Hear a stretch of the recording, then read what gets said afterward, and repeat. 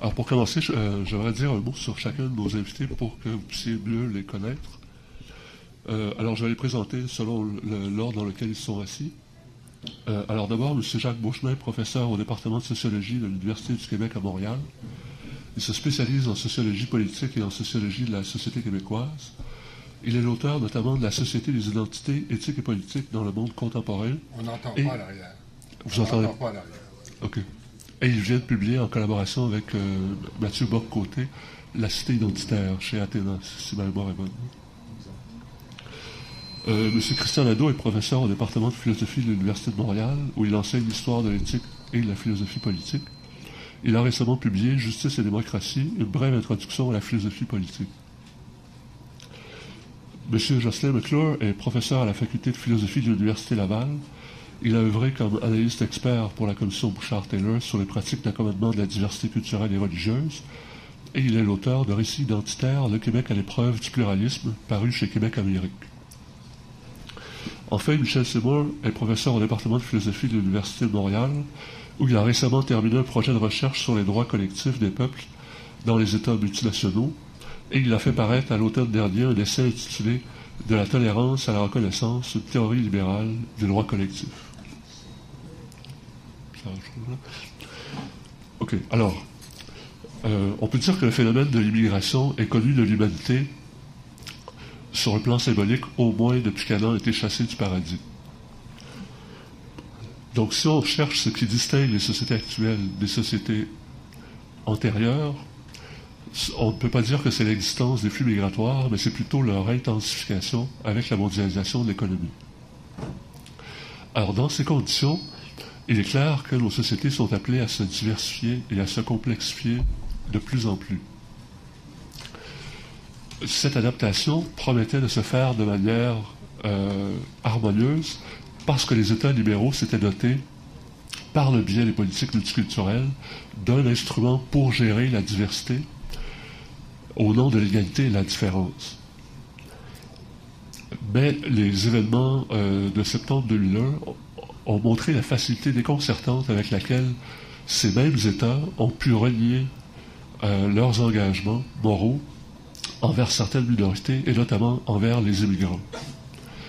Et l'internationalisation rapide des politiques multiculturelles, notamment en Europe de l'Est, s'est avérée impuissante à contrer ce phénomène. La première question que je voudrais vous soumettre est donc d'ordre très général. J'aimerais savoir quel est selon vous le cadre politique approprié, le cadre philosophique approprié pour penser les défis que le phénomène de l'immigration soulève aussi bien pour la théorie libérale que pour les États à l'échelle internationale. S'agit-il, par exemple, d'un phénomène, d'un problème, je veux dire, de justice, de sécurité ou d'identité?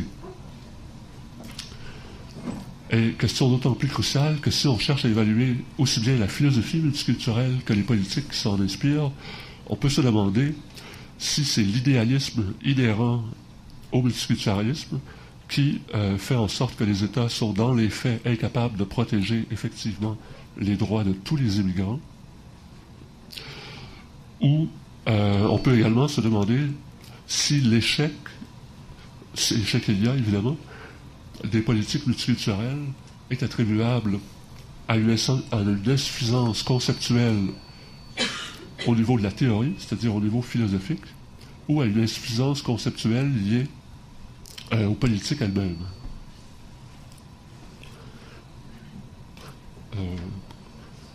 Alors, c'est la première question que j'aimerais vous soumettre. Lequel d'entre vous préférait commencer?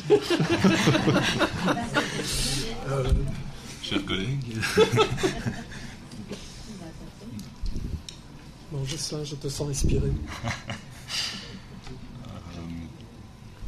Bon. Bon, peut-être première chose pour briser la glace.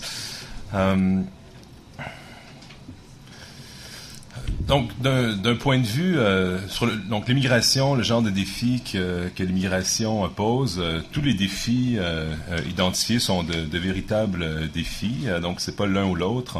On peut se demander l'impact de l'immigration sur la justice sociale, sur la sécurité ou disons la stabilité des États, sur l'impact que ça a sur la reconfiguration des identités collectives. Ce sont toutes des questions importantes. Pour la philosophie politique, la question la plus importante, en tout cas celle qui intéresse habituellement les philosophes politiques, c'est la question normative de la justice sociale. Donc, quelles sont les conditions de la justice sociale dans des sociétés multiculturelles? Quels sont donc les principes de justice que devraient respecter les États et chercher à réaliser les États dans des contextes donc de diversité culturelle? Peut-être, je pourrais dire un mot sur le multiculturalisme comme non pas d'abord comme politique publique, mais comme principe de justice. Il me semble que donc si on cherche à comprendre quels sont les fondements du multiculturalisme en tant que principe de justice sociale, donc on pourrait trouver au moins deux grandes idées. D'une part, le multiculturalisme est issu d'une nouvelle façon de voir puis d'appréhender l'exigence qui est imposée jusqu'à assez tard au 20e siècle, aux immigrants de s'assimiler donc à leur société d'accueil et à la culture majoritaire. Donc pendant très longtemps, il était entendu, c'était une attente normale. Donc une des conditions à l'intégration des nouveaux arrivants était leur assimilation, donc plus ou moins progressive, c'est-à-dire qu'ils finissent au bout du processus d'intégration, donc par se délester de leurs attributs identitaires, des attributs identitaires donc de leur culture d'origine pour donc intérioriser donc les attributs de la culture majoritaire. Me semble-t-il que le nouveau statut c'est le nouveau statut éthique de cette exigence qui est un des fondements du multiculturalisme.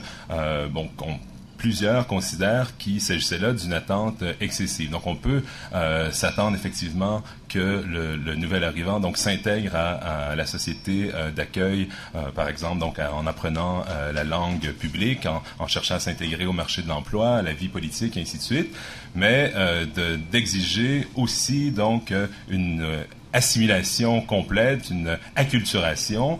Il y a là une exigence, au fond, qui est incompatible avec les valeurs des démocraties libérales, c'est-à-dire égalité et liberté. Donc, c'est ce nouveau statut, donc cette idée que nos politiques publiques puissent chercher donc à atteindre ce résultat d'une assimilation complète. Il me semble qu'il y a là un des tournants qui explique donc pourquoi plusieurs considèrent que le multiculturalisme est un principe de justice que doivent se donner les États contemporains. Deuxième série de considérations.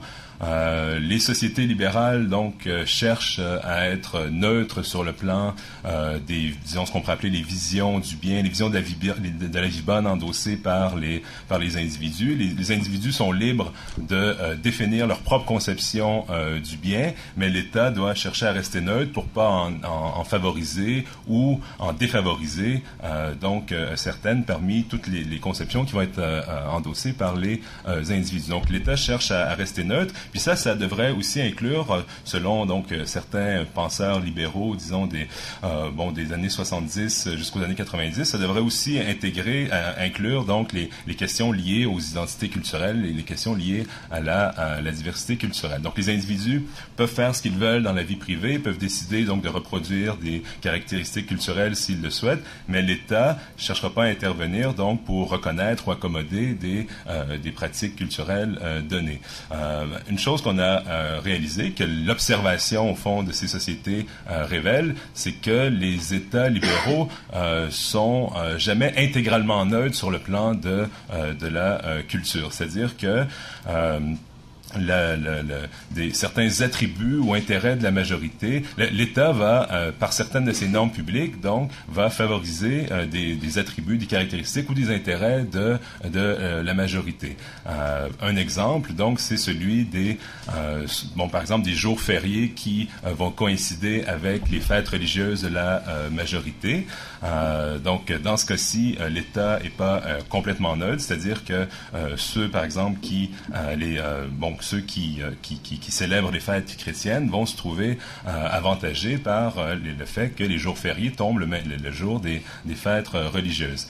La conclusion tirée par les philosophes multiculturalistes, me semble-t-il, n'est pas que, ce faisant, ces normes sont en soi illégitimes. C'est inévitable. Il va falloir se donner des jours fériés. Il faut se donner une langue publique commune. Puis c'est normal que la langue de la majorité, par exemple, soit celle choisie. Mais ce faisant, on ne peut pas invoquer la nécessaire neutralité de l'État pour refuser les demandes de reconnaissance et d'accommodement des minorités culturelles. Donc c'est ça, le raisonnement qui fonde, me semble-t-il, le multiculturalisme, pour rétablir l'équité dans les termes de la coopération sociale, pour lutter contre ce genre de discrimination indirecte. Il est parfois nécessaire de reconnaître ou d'accommoder donc des pratiques culturelles minoritaires. Donc, il s'agit là deux des raisons qui expliquent pourquoi plusieurs philosophes politiques aujourd'hui considèrent que le multiculturalisme s'est hissé au sein des principes de justice que devrait respecter un État libéral.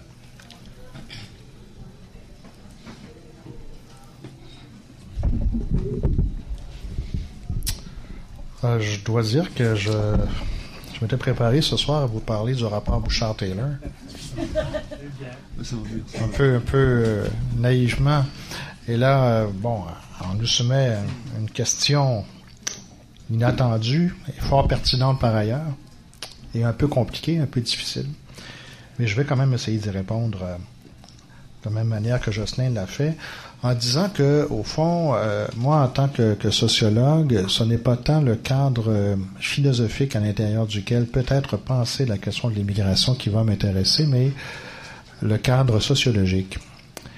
Et je vais essayer d'être bref en tentant de répondre à cette question, en disant essentiellement ceci, c'est que, au fond, le problème sociologique que pose l'immigration, pour le dire comme ça, est assez classique. C'est un problème de relation entre une majorité qui reçoit l'immigration et puis des minorités, des citoyens appartenant à des groupes minoritaires qui vont légitimement vouloir s'intégrer à la société d'accueil. Alors, je pense que ce qu'il faut reconnaître, d'abord et avant tout, c'est le fait que cela circonscrit une réalité où se trouve une tension. Et là, ça ne renvoie pas à la psychologie des acteurs, ça ne renvoie pas pas d'abord et avant tout à des fonds de culture, mais un problème politique tout à fait ordinaire, c'est-à-dire qu'évidemment, qu'est-ce qu'on fait? Les rapports majoritaires-minoritaires sont toujours un peu problématiques. Nos sociétés modernes avancées, et en particulier les sociétés qui, comme le Canada ou le Québec, se sont donné un horizon d'intégration qui est celui du multiculturalisme ou de l'interculturalisme, ont tendance à évacuer ou à nier cette tension-là dans une espèce de survalorisation de l'intégration dans la perspective du pluralisme. On va dire, par exemple, et je ne suis pas en train de condamner cette vue des choses, mais on va dire, par exemple, qu'il faut qu'une société soit capable de s'ouvrir à l'altérité, qu'il faut qu'elle soit maximalement disposée à reconnaître la différence et, en conséquence, à reconnaître un certain nombre de droits qui accompagnent la reconnaissance de cette différence. Et c'est plutôt... c'est-à-dire que c'est évidemment une réalité de nos sociétés. C'est tout à fait vrai que nos sociétés doivent développer de toutes les manières cette propension, cette disposition à l'ouverture, à l'accueil et à la reconnaissance de droits. Mais il me semble que dans bien des sociétés contemporaines, ce qu'on a un peu évacué, c'est l'autre polarité de cette question-là. Le fait que, en toute société d'accueil, subsiste malgré tout une culture, une appartenance, le poids de l'histoire, des habitudes, des façons de faire, un mode de vie, on peut l'appeler comme on veut, hein, c'est une culture qui va évidemment, naturellement, entretenir vis-à-vis des nouveaux arrivants l'espoir de les voir, non pas s'assimiler au sens fort, ça a été jadis effectivement l'attente, ce n'est plus nos sociétés n'attendent plus cela. Mais on s'attend à ce que ceux qui se joignent à la majorité s'astreignent à un certain nombre de pratiques, respectent un certain nombre de valeurs, consentent à certains traits culturels. Jocelyn vient de l'évoquer très correctement, c'est-à-dire qu'on s'attend par exemple à ce que le calendrier que l'histoire a forgé, a dessiné, soit un petit peu rencontre l'adhésion des nouveaux arrivants. Ce qu'il faut reconnaître, je pense, dans un cadre sociologique, c'est le fait que ces questions-là sont toujours en tension et appellent un aménagement. Et l'erreur, à mon sens, que l'on retrouve, en tout cas la disposition collective que l'on retrouve très souvent dans nos sociétés, réside dans l'évacuation du pôle appartenance, culture, histoire et mémoire, et dans une survalorisation, si l'on veut, d'une intégration qui fonctionne un peu la neutralisation de cette tension-là. Et je dis que au Québec comme ailleurs, il est difficile de penser et de réussir l'intégration si l'on n'accepte pas cette réalité bipolaire, si l'on veut, d'une majorité qui entretient des attentes et qui a des espérances vis-à-vis de ceux qui se joignent à elle, et de minorités qui ne demandent pas mieux que de s'intégrer, mais qui veulent aussi, on peut le comprendre, vouloir voir leurs différences non seulement respectées, mais même jusqu'à un certain point, je dirais, reproduites, les politiques du multiculturalisme permettant en grande partie cette reproduction de la différence. Alors, je pense que la bonne façon de poser cette question-là, c'est d'abord de la poser dans les termes d'une tension, je dirais, irréductible, au sens où il n'y a pas de solution définitive, mais au sens où c'est une tension qui appelle son aménagement politique.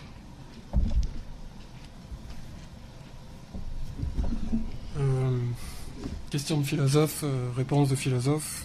Martin, tu parlais des problèmes de conceptualisation, des carences conceptuelles peut-être liées au multiculturalisme. En fait, très souvent en philosophie politique, on a l'impression qu'il y a un mot qui n'a rien à voir avec l'autre. Politique n'a rien à voir avec philosophie, puisque philosophie est éminemment spéculative et la politique est éminemment pratique.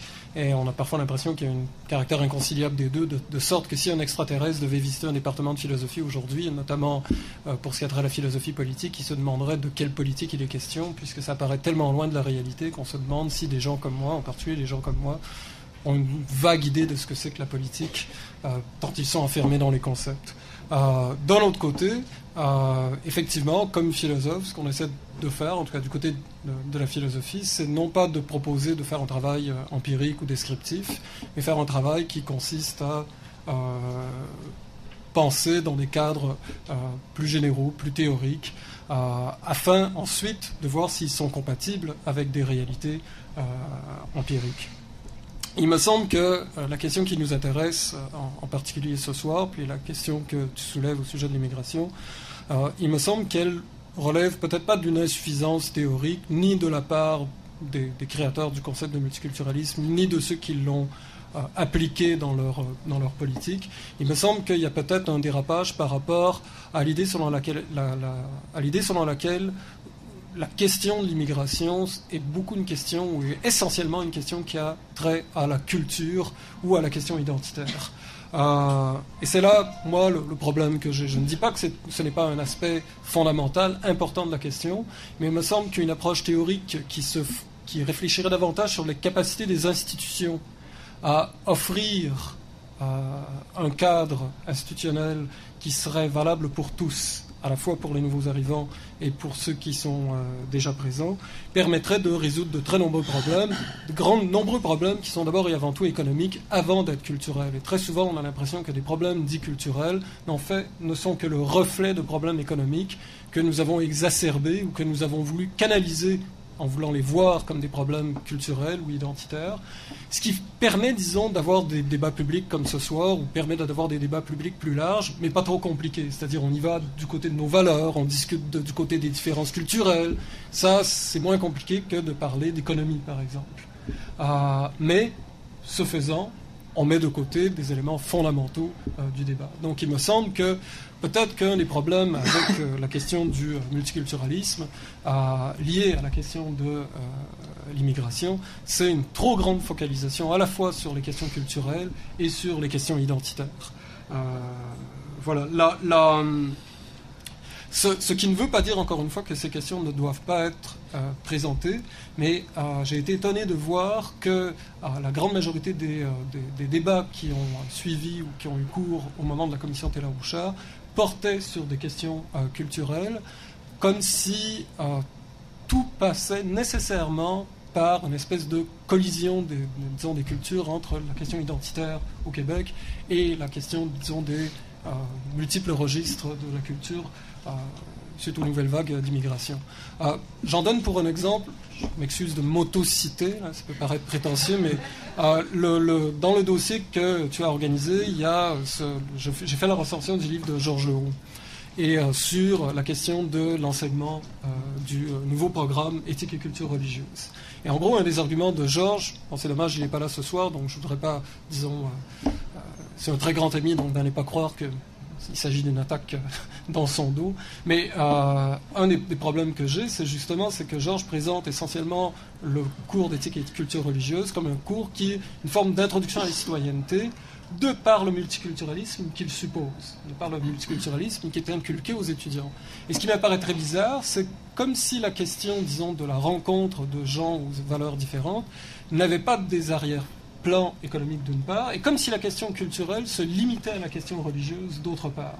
Donc c'est le type de dérapage qui est lié à la question de la culture et à la question identitaire qui me semble poser problème, et je pense que nous serions prêts pour avoir un autre point de vue sur le débat sur l'immigration qui serait vraiment un point de vue le plus neutre possible, fondé sur le fonctionnement de nos institutions. Alors, c'est à mon tour. J'aurais effectivement beaucoup de choses à dire pour répondre philosophiquement à la question.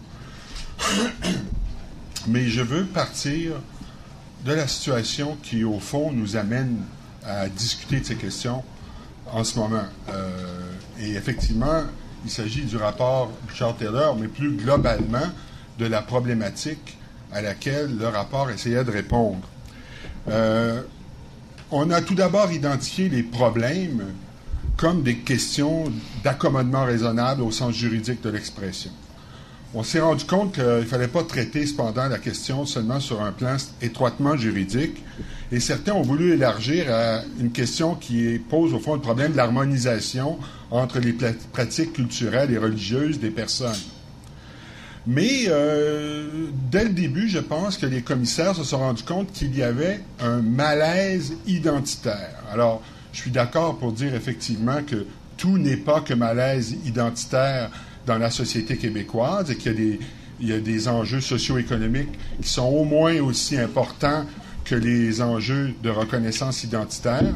Je souscris, par exemple, à l'approche, on va dire en gros, de Nancy Fraser, qui met en équilibre les questions de justice distributive et les questions de reconnaissance de la différence. Alors, moi, ce serait un modèle qui me conviendrait. Donc, je ne veux pas tout ramener à la dimension identitaire. Mais il y a un malaise identitaire. Il y avait un malaise identitaire. Il y a encore un malaise identitaire. Qu'est-ce que ce malaise identitaire? Est-ce que c'est la fausse perception que les Québécois de la communauté d'accueil ont à l'égard des problèmes d'intégration des minorités issues de l'immigration? Longtemps, la question s'est formulée de cette façon. Et bien sûr, nous avons assisté à la télé, par moments, à des propos que je qualifierais personnellement de racistes, d'antisémites, d'islamophobes, mais il y avait à tendre l'oreille au-delà de ces interventions inacceptables pour voir s'il n'y avait pas un réel problème auquel il faut répondre. J'estime qu'il y a un réel problème auquel il faut répondre. Quel est ce problème? Eh bien, il faut retourner malheureusement dans la conjoncture politique dans laquelle le Québec se trouve. Suite à l'échec référendaire, il est apparu qu'il fallait mettre de côté provisoirement la question nationale. La question de la souveraineté a fait reculer plusieurs personnes. Et on peut énumérer la longue série d'obstacles sur le parcours de ceux qui semblent vouloir s'engager dans cette voie. Pour ce qui est de la reconnaissance du Québec comme nation au sein du Canada, outre une reconnaissance strictement verbale, il semble que le fruit ne soit pas mûr, que le terreau ne soit pas fertile, et que le Canada anglais n'est pas prêt et qu'il faut attendre. Alors, de ce côté-là, il n'y aura pas de reconnaissance pour la nation québécoise non plus. Pour plusieurs, en plus, la société change de manière importante et il faut renoncer à certaines pratiques traditionnelles et on veut bien penser que c'est une bonne chose que la société québécoise devienne effectivement de plus en plus laïque. Mais malgré tout, il y a, j'appellerais ça, une carence d'affirmation nationale où on se retrouve dans une situation plutôt mollassonne d'incertitude. Et soudainement, ou bien des membres de communautés issues de l'immigration, ou bien des membres de communautés historiques québécoises font la une des journaux et eux affirment leurs droits, eux affirment leurs réclamations, eux affirment leur religion, eux affirment leur identité. Et face à ça, la majorité peut-être, mais indépendamment de ça, je dirais d'une manière générale, un nombre important de personnes au sein de la nation québécoise, inclusive de l'ensemble des citoyens québécois, un nombre important réagissent en disant « Hey, mais attention là, nous sommes là aussi ». Et alors ça, bien sûr, ça s'est traduit encore une fois, parfois, par des propos qui ciblaient les minorités issues de l'immigration. Et c'est très souvent des propos qui sont problématiques. Mais il y a la carence d'affirmation nationale à laquelle il faut répondre. Ce n'est pas simplement céder au dérapage que d'avoir une oreille attentive à l'égard de ce problème. Alors moi, je veux bien, et là je remonte un peu plus dans l'abstraction, je veux bien croire que d'un point de vue philosophique, il faille défendre des politiques de pluralisme culturel. J'ai terminé un ouvrage assez épais dans lequel j'essaie d'argumenter qu'il faut défendre des politiques de pluralisme culturel.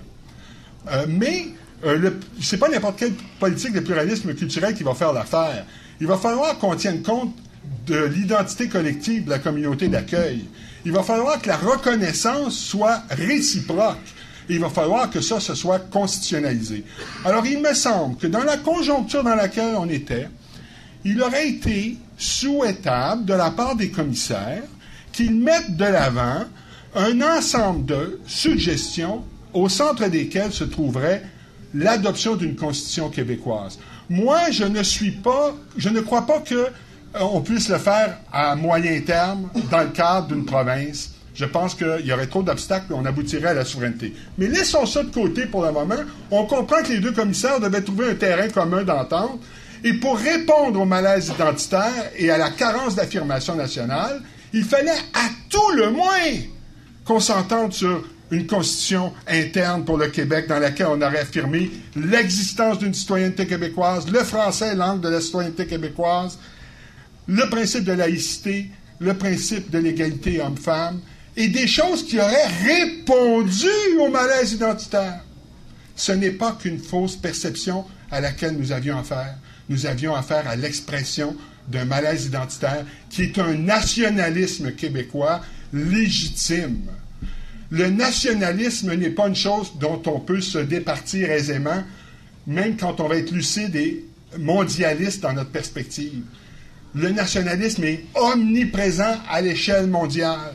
C'est une donnée incontournable de la réalité politique internationale. Il fallait donc être attentif à ça, et on ne l'a pas été, et ça explique pourquoi je suis déçu par le rapport Bouchard-Taylor.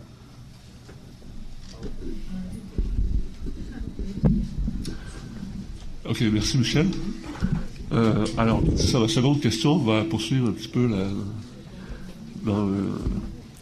la suite de tes préoccupations.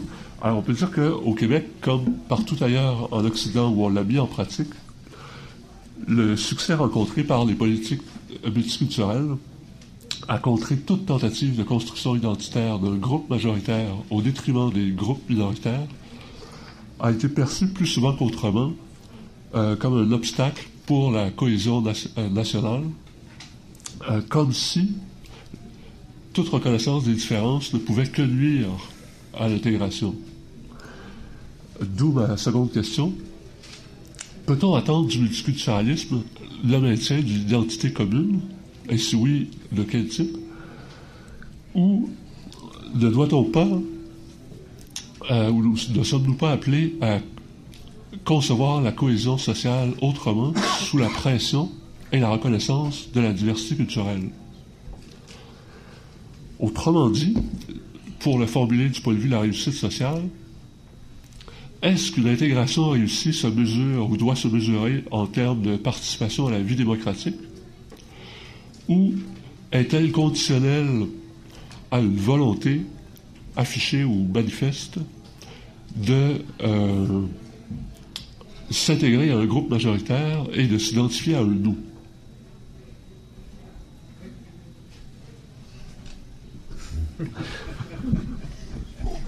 Qui veut lancer le bal? Même ordre de réponse. Il y a Jacques qui avait produit le micro, donc je crois que... Ben, j'ai presque envie de vous répondre la même chose que votre première question. Non, je ne pense pas. Non, mais c'est que je sais qu'il est tentant d'appréhender le problème de cette manière-là. De manière, donc, à mon dichotomique, mais à mon avis, abusivement dichotomique. Les sociétés ne se posent pas ce problème-là, ne le vivent pas, en tout cas, de cette manière-là. C'est-à-dire que les politiques d'intégration, la volonté d'intégration, rencontrent toujours sur leur chemin une espèce de déjà-là, qui est un déjà-là d'histoire et de mémoire, de culture. Et la vraie question, le vrai défi, consiste dans la réconciliation de ces aspects qui sont toujours en tension. Et il faut, je pense, pour trouver une solution à un problème, en reconnaître d'abord les termes. Alors, est-ce qu'on doit, par exemple, repenser la communauté politique en termes de pure relation horizontale où se rencontreraient des différences identitaires et culturelles, attendant les unes des autres leur reconnaissance? Moi, je vous dirais que dans le paradis des anges, dans le meilleur des mondes, c'est certainement ce qu'il faudrait faire. Mais c'est pas comme ça que ça se présente. Alors, il faut prendre le taureau par les cornes. Il faut dire, par exemple, qu'en toute société, Michel vient d'évoquer le cas du Québec, qui est un exemple absolument extraordinaire. En Occident, il n'y a pas beaucoup de situations aussi, sensibles qu'au Québec. Mais qu'est-ce qui se passe? Vous avez ici, on l'a beaucoup dit, excusez-moi de ressasser des lieux communs, mais il se trouve que certains lieux communs ont un fond de vérité. Il se trouve ici une majorité qui est en même temps précaire, qui se représente très souvent à l'image d'une minorité au Canada, en Amérique, ce qu'elle est aussi, et qui est en carence de reconnaissance, pour la simple et bonne raison qu'au Québec, la question nationale n'est pas résolue, la souveraineté du Québec n'est pas advenue, et que cela, évidemment, vient colorer la question de l'intégration. Alors, est-ce que le Québec est une société plus fermée que les autres, plus raciste, plus xénophobe? Je ne le crois pas du tout. Sauf que l'intégration au Québec se fait sur l'arrière-plan d'une question nationale qui n'est pas résolue.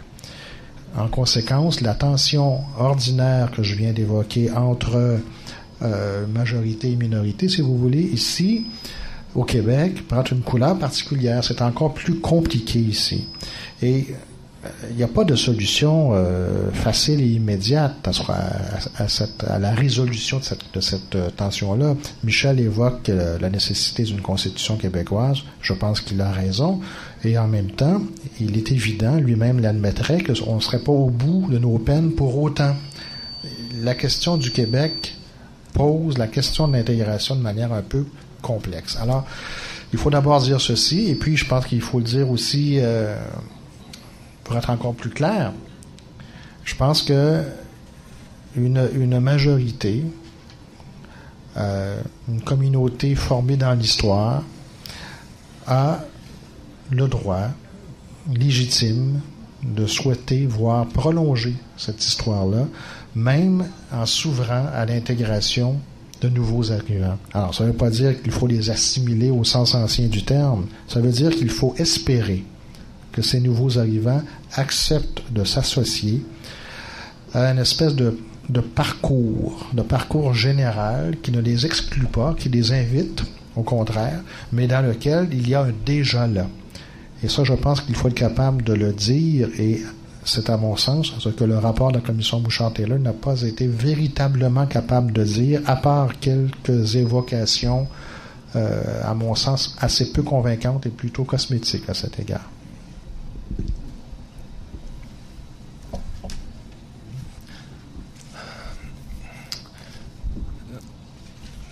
Une chose, donc on se pose des questions sur le nous qui accueille. Donc c'est tentant de répondre à cette dernière partie, mais je garderai ça pour plus tard. Donc on se pose des questions sur le nous qui accueille, qui reçoit donc des immigrants. Jacques a mentionné à plusieurs reprises qu'il y a une majorité qui accueille ces nouveaux arrivants. Dans les faits, me semble-t-il qu'il y a une société d'accueil qui accueille donc des nouveaux arrivants. Puis c'est pas complètement c'est significatif de le formuler de cette façon-ci parce que il s'agit d'une société qui accueille des nouveaux arrivants, une société dans toute la complexité qu'ont les sociétés modernes contemporaines. Donc un des dangers, me semble-t-il, dans notre réflexion ici, c'est qu'on homogénéise la société d'accueil qui donc reçoit des nouveaux arrivants. Or, cette société d'accueil, puis les normes publiques qu'elle met de l'avant, puis qui vont déterminer les termes de cette intégration puis du vivre ensemble, donc est elle-même donc diversifiée puis divisée sur plusieurs enjeux. Donc c'est une chose qui serait intéressante de garder en tête. Non, cette société d'accueil est diversifiée non seulement parce qu'elle est multiculturelle, parce qu'il y a des gens de toutes sortes d'origines donc ethnoculturelles, mais aussi strictement sur le plan des valeurs ou des conceptions du bien. Donc des gens peuvent partager une même origine ethnoculturelle, mais ne pas s'entendre du tout sur le plan des valeurs. J'ai un de mes voisins qui conduit un VUS et j'ai un de mes chers collègues qui écrit des livres nous disant pourquoi il faut garder ce genre de bagnole hors des centres-villes. Ces deux personnes peuvent partager la même origine ethnique, mais ne pas s'entendre du tout sur le plan des valeurs et des programmes, des politiques publiques. Donc, ces sociétés sont diversifiées. Donc, ça, c'est le point général. Plus concrètement, un des problèmes, me semble-t-il, dans notre compréhension du débat sur les accommodements, c'est précisément qu'on a homogénéiser, simplifier la réaction d'opposition aux accommodements. Lorsqu'on s'y attarde sérieusement, puis on regarde tous les motifs invoqués pour s'opposer aux pratiques d'accommodement, on voit qu'il y a une grande diversité, puis on retrouve là des points de vue qui sont eux-mêmes incompatibles, qui sont contradictoires. Donc ça, c'est une chose qu'il faut pas perdre de vue. D'un côté, on pourrait dire que certains, puis je nie pas qu'il y a des gens qui s'opposent aux accommodements pour ces raisons-là, certains vont invoquer le genre de raison que Jacques invoque, c'est-à-dire qu'il y a ici un groupe qui s'enracine dans l'histoire, qui a cherché à s'affirmer de différentes façons au cours de l'histoire, puis qui sent cette identité, cette appartenance. Donc, est-ce qu'elle est fragilisée? Est-ce qu'elle est suffisamment reconnue dans la nouvelle configuration du Québec? Donc, disons ce qu'on pourrait appeler une opposition d'ordre plus culturel ou identitaire aux accommodements. puis ça, on a trouvé ce genre de réaction-là.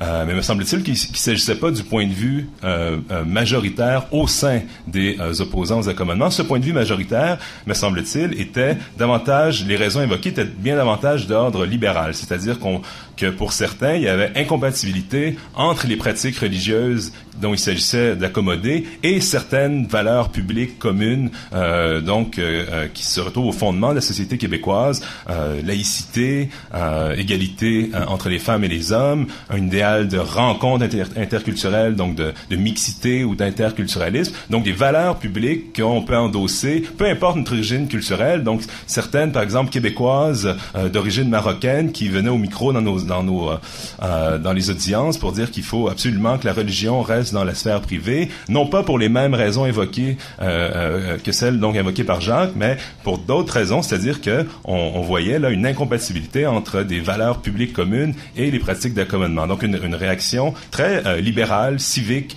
face aux accommodements. Il y avait aussi des motifs plus culturalistes, mais donc ceci dit, au sein de cette constellation, donc cette constellation d'opposition à l'accommodement était elle-même très diversifiée. Donc il faut faire attention lorsqu'on l'identifie comme étant un symptôme d'une réaction identitaire qui serait donc homogène.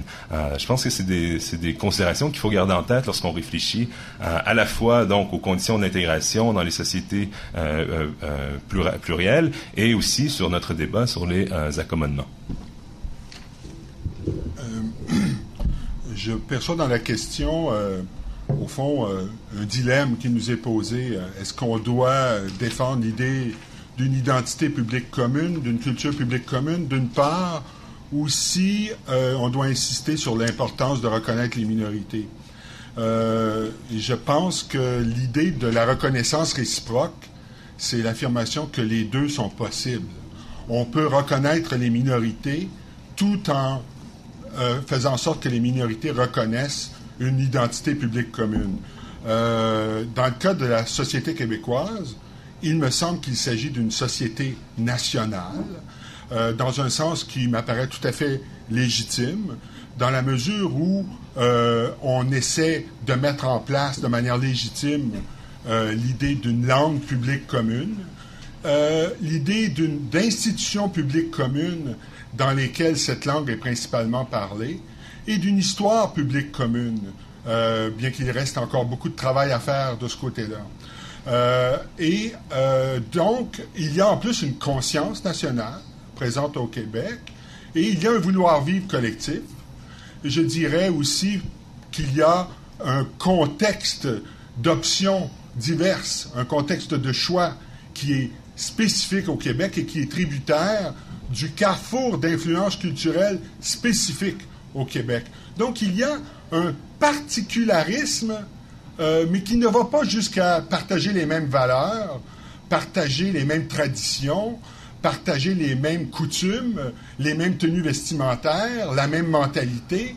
Bien sûr que ça ne va pas jusque-là, le particularisme, puisque sur le plan moral, sur le plan des pratiques culturelles, du rapport à la tradition, du rapport à la religion, il y a une variété absolument irréductible de façon de voir. N'empêche, on peut parler d'une identité publique commune, puisqu'il y a une langue publique commune, des institutions publiques communes, la possibilité d'une histoire publique commune, il y a un vouloir-vivre collectif, une conscience nationale, et il me semble que ça suffit pour qu'on puisse parler d'une nation.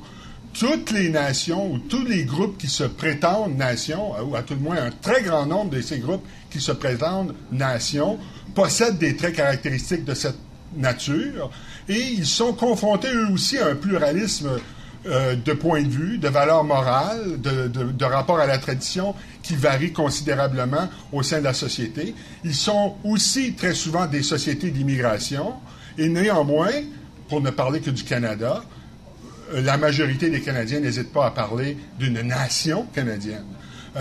Mais au Québec, c'est très difficile. Et lorsque on essaie de l'imposer, cette chose-là, on se voit en lutte, en bagarre.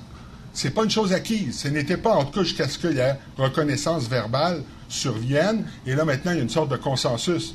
Mais c'est pas facile d'obtenir ce consensus. C'est de longues luttes. Et tellement que dans nos manuels d'histoire au secondaire, on a laissé s'immiscer un point de vue qui rature systématiquement toute référence à la nation, qu'elle soit canadienne, française ou québécoise, qu'il s'agisse du peuple ou de la nation québécoise.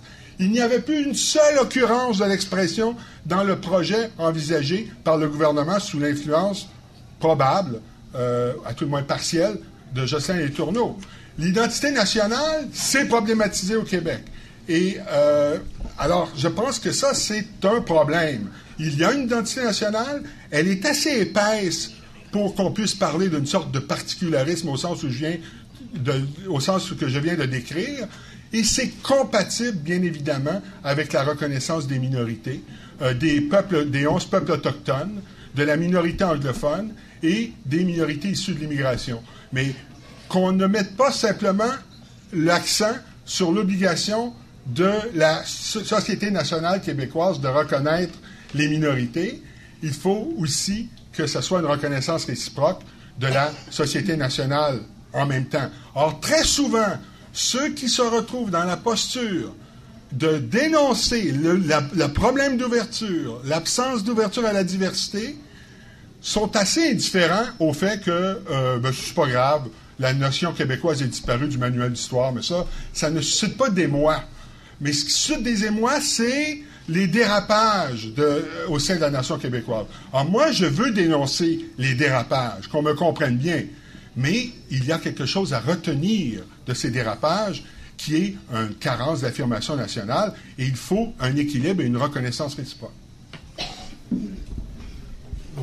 Très, très rapidement, puisque le temps presse, je me souviens d'un débat il y a quelques années que nous avions organisé à l'Université de Montréal sur le rapport Stasi, donc le rapport sur la commission qui avait enquêté sur la question du voile islamique en France. Plusieurs personnes avaient systématiquement dénoncé les politiques françaises à l'égard de la politique du voile. Et je me souviens qu'un jeune chercheur, Dave Anctil, pour ne pas le nommer, avait, lui, au contraire, non pas tant défendu, contrairement aux intentions qu'on lui prêtait, le rapport Stasi ou les politiques républicaines françaises, que montré que nous avions un problème parce que si nous ne voulions pas, dès maintenant, nous livrer à ce genre de réflexion, sous prétexte qu'elle nous mettait dans une situation de crise identitaire ou ce genre de choses, nous allions devoir être confrontés au problème lorsqu'il surgirait. Et qu'il valait mieux prendre, comme vous disiez tout à l'heure, le taureau par les cornes, ou en tout cas prévenir que guérir, et qu'il serait important d'avoir une réflexion de type analogue au Québec. Là, on parle d'un débat qui a eu lieu il y a quelques années. Ce que j'avais trouvé étonnant, en effet, c'était la réaction, suite aux propos d'Eve Anctil, de gens qui confondaient l'idée selon laquelle nous devions prévenir les choses, que nous devions nous donner des politiques pour éviter des types de dérapages identitaires ou des fausses querelles culturelles, et que nous devions nous donner des politiques publiques pour gérer des cas probables de crise. Ce qui m'apparaissait, pour moi, le plus gros bon sens, en fait. Inversement, ce que je peux voir, et c'est ce qui me chagrine énormément par rapport au débat qui est le nôtre, je suis assez d'accord et avec Jocelyn, avec Jacques, avec Michel sur l'ensemble des propos qu'ils nous ont tenus.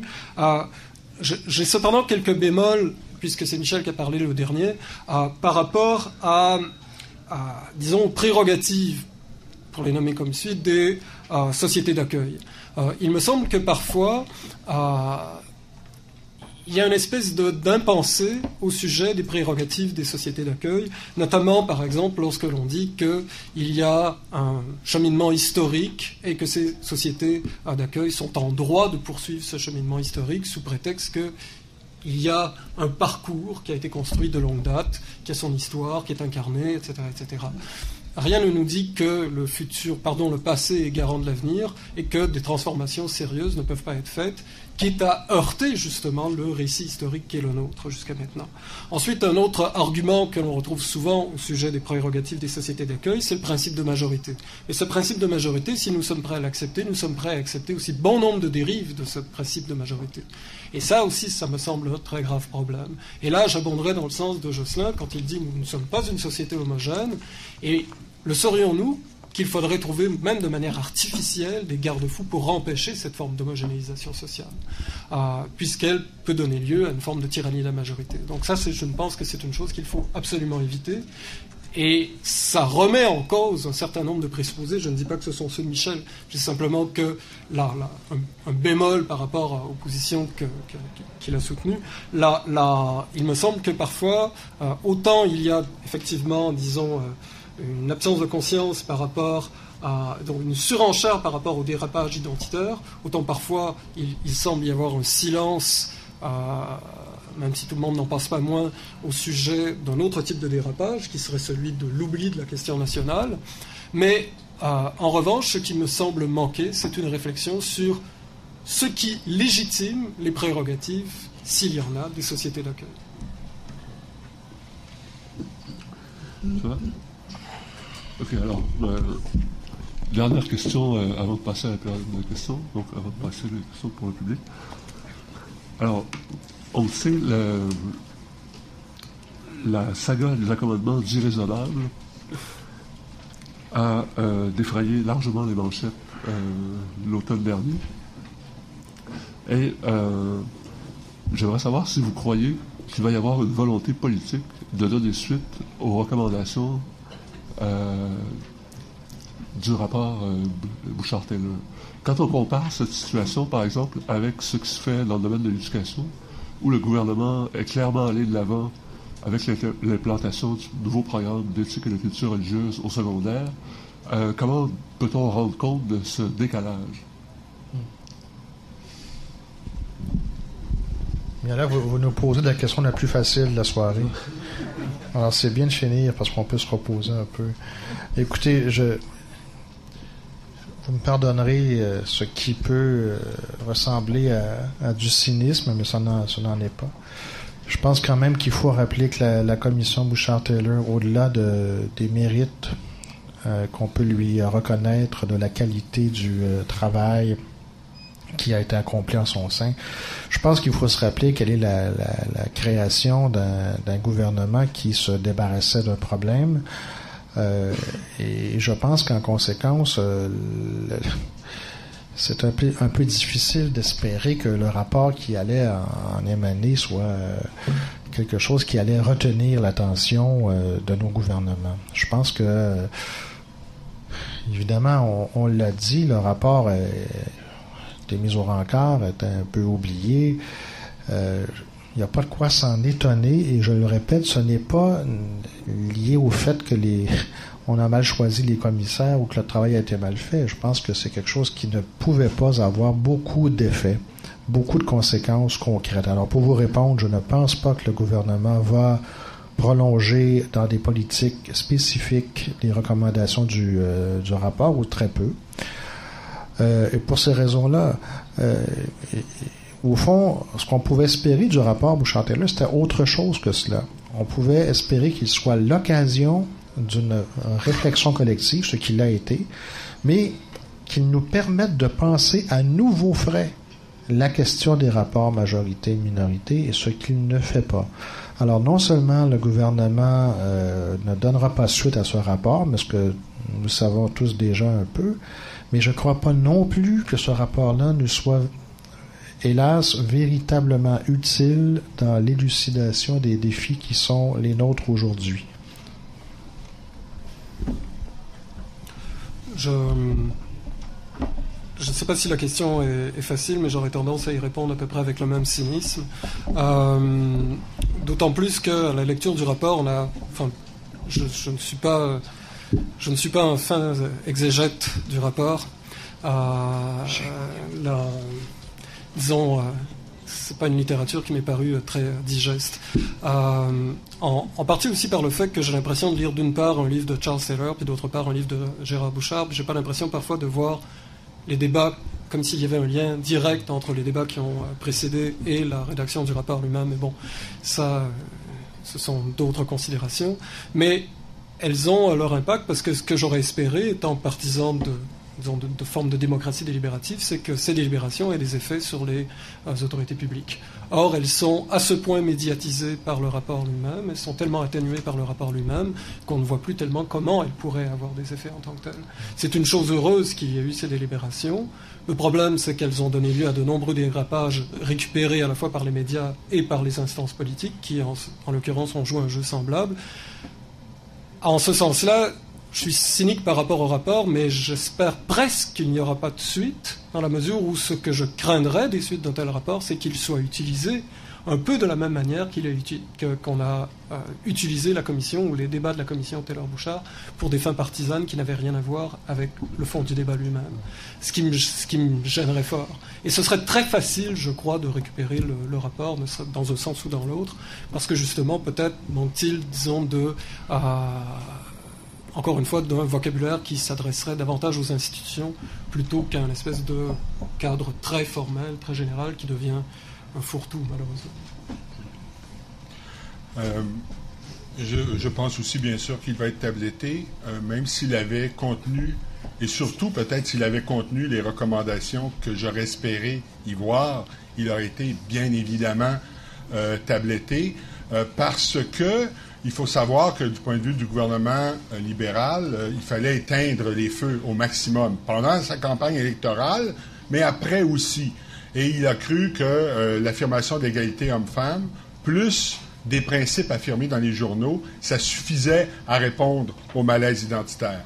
Quant au Parti québécois, il a mis de l'avant l'idée d'une loi sur l'identité québécoise. Et c'est là qu'on a vu apparaître, à mon avis, la difficulté d'être à l'écoute de ce malaise identitaire et d'y apporter une solution qui prendrait la forme d'une constitution interne pour le Québec.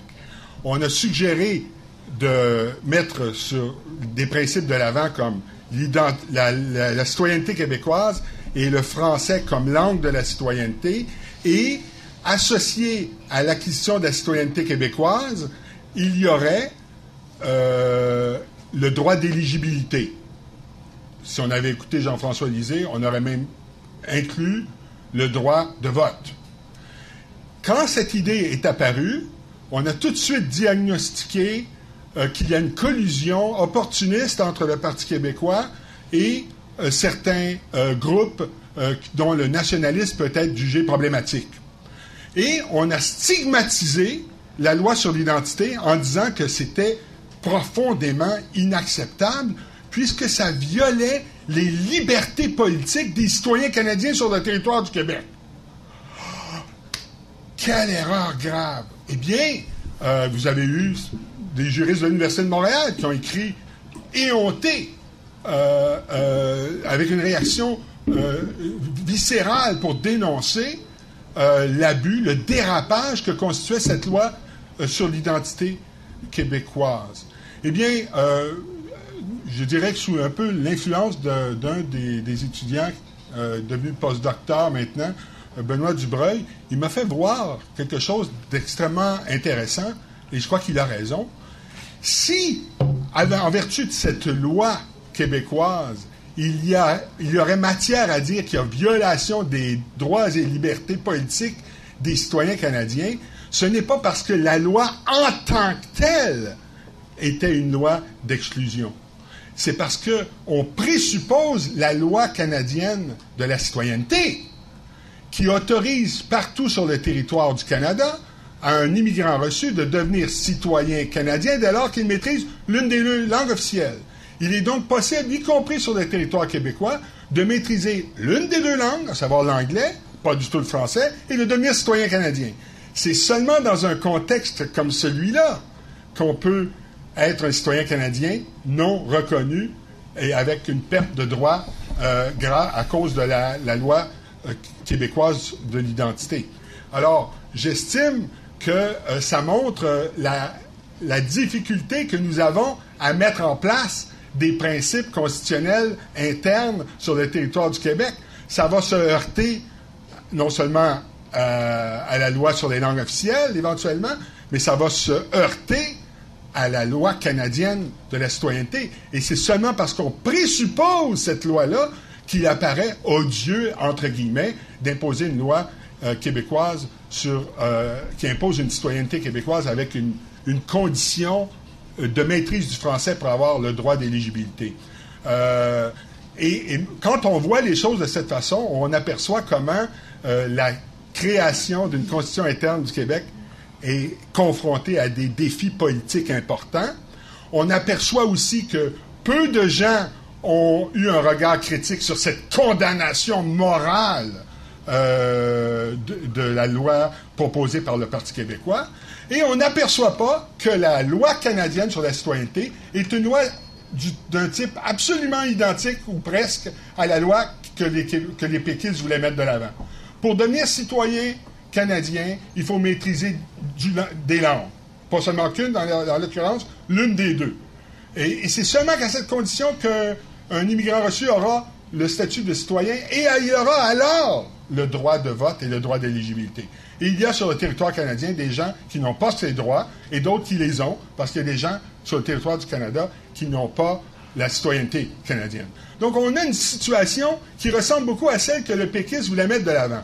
Alors que celle au Canada n'est pas du tout problématisée, celle du Québec, lorsqu'elle veut s'exprimer, les canons se tournent vers la loi sur l'identité et vous êtes en train de céder à un nationalisme qui viole des droits des citoyens canadiens. Ça montre que la bagarre n'est pas terminée et que c'est très difficile de lutter pour l'identité nationale québécoise dans le cadre d'une constitution interne. Qu'on tire les conclusions d'un tel diagnostic, s'il est vrai.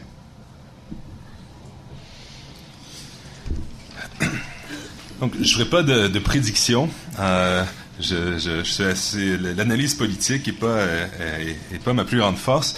Je remarque toutefois que donc il y avait toute une série d'enjeux qui ont été abordés dans le rapport, des recommandations aussi d'ordre très différents. Parmi ces recommandations, donc on avait des recommandations de l'ordre de la politique publique très concrètes, très précises, qui s'adressaient à des problèmes donc très spécifiques, entre autres sur tous les enjeux liés à l'intégration socio-économique des immigrants qui sont donc choisis en bonne partie sur la base de leur qualification professionnelle et en fonction des besoins du Québec, donc qui ont du mal au fond à s'intégrer au marché de l'emploi ici même. Puis la délibération publique qui a précédé donc la rédaction du rapport a permis une visibilité inégalée à ce type d'enjeu au Québec, si bien qu'il y a un train de mesures qui n'ont pas fait la manchette, mais qui ont été annoncées aussi suite au dépôt du rapport. Puis, il me semble-t-il que l'administration publique travaille sur cette question. Donc, déjà là, il me semble-t-il que c'est positif. D'autre part, à beaucoup plus long terme, puis je pense que les co-présidents de la commission savaient aussi qu'ils devaient penser, voir à long terme, parce que à court terme, la situation politique est difficile.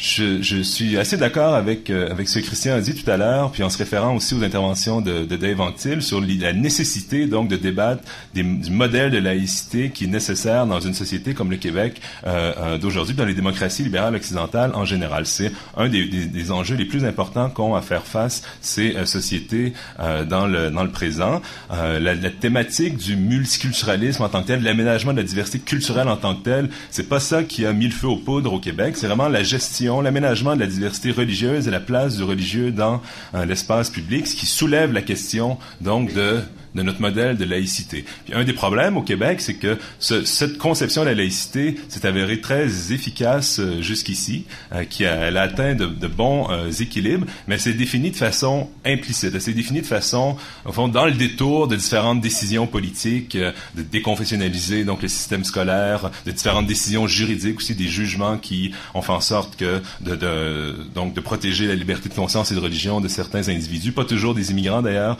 très souvent donc des Québécois donc d'origine canadienne-française qui se sont convertis par exemple à une religion ou une autre.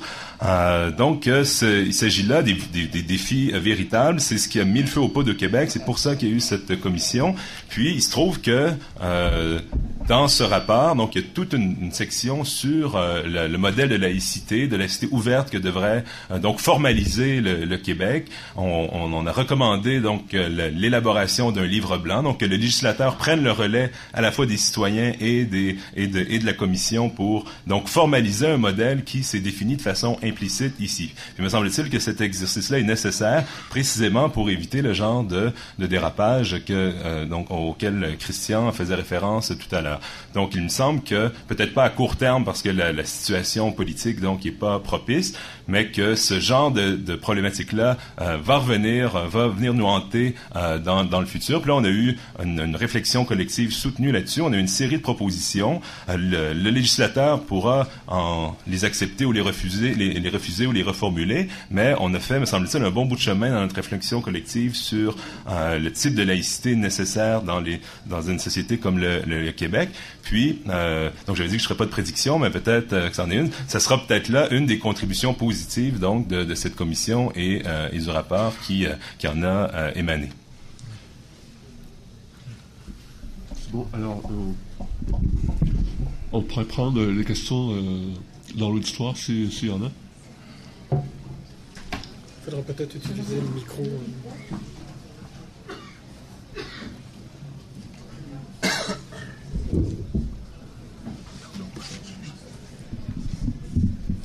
Bon, j'aurais des choses à dire sur à peu près chacune des interventions, mais je ne le ferai pas parce que ce serait trop long. Je vais simplement reprendre une observation faite par Christian Nadeau vers la fin de cette session. Christian, tu dis que ce serait nécessaire de clarifier les prérogatives, la question des prérogatives de la société d'accueil. Et ça, je pense qu'on ne peut pas être en désaccord avec ça. Sauf que moi, il me semble qu'il y a une autre façon de voir les choses, c'est-à-dire que il n'y a aucune nécessité de voir que l'affirmation culturelle ou identitaire d'une société, il n'y a aucune nécessité d'analyser cela en termes de prérogatives.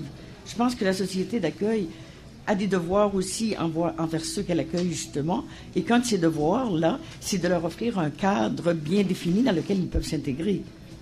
Donc, l'affirmation culturelle ou identitaire, je pense qu'on peut très bien l'envisager du point de vue des obligations qu'a une société d'accueil envers ses immigrants. Moi, je suis d'accord, mais je ne suis pas sûr que ce serait, je suis pas sûr que ce serait ce qui serait envisagé par tous. C'est-à-dire que de manière générale, je pense que s'il y a ce débat, s'il y a eu le débat qui a précédé et qui a suivi la commission Taylor-Bouchard, je pense précisément que c'est parce qu'on ne voyait pas le problème uniquement comme comment allons-nous faire pour aménager ou faire en sorte que les nouveaux arrivants soient le mieux intégrés possible ou le mieux accueillis possible. D'accord ? Je pense qu'il y a en grande partie un problème qui vient du fait qu'il y a aussi pour une partie de la population, Michel parlait de malaise identitaire, donc là, je crois que si ce malaise existe, en tout cas, il est ressenti non pas au sens où ce sont des gens qui se disent « Tiens, je n'ai pas bien fait ce qu'il fallait pour accueillir les nouveaux arrivants », c'est qu'ils se sentaient peut-être menacés par rapport à ce qu'ils jugeaient être leur prérogative. D'accord ? Donc c'est en ce sens-là. Moi, j'aurais tendance à aller dans le sens que tu dis, mais on est bien obligé de reconnaître qu'il y a deux visages à la médaille, et il me semble que il faudrait réfléchir effectivement sur, disons, si on accepte qu'il y a majorité, le simple fait qu'il y ait majorité ne suffit pas à fonder moralement les réclamations de cette majorité en tant que telle. Parce que, notamment pour ce qui est des questions dites culturelles. Parce que si nous voulions, disons, avoir brosser un portrait plus large des questions culturelles, alors on aurait un sacré problème, parce qu'il y a des tas de questions culturelles propres à la majorité au Québec dont on ne veut absolument rien savoir dans un débat comme le nôtre. Et pourtant, si nous acceptons le principe, disons, d'une majorité fondée sur une communauté culturelle, on est obligé de prendre tout ce qui vient avec la culture québécoise, de Hubert Aquin à Elvis Gratton. Donc là on a peut-être un petit problème. Mais peut-être que je réponds mal à...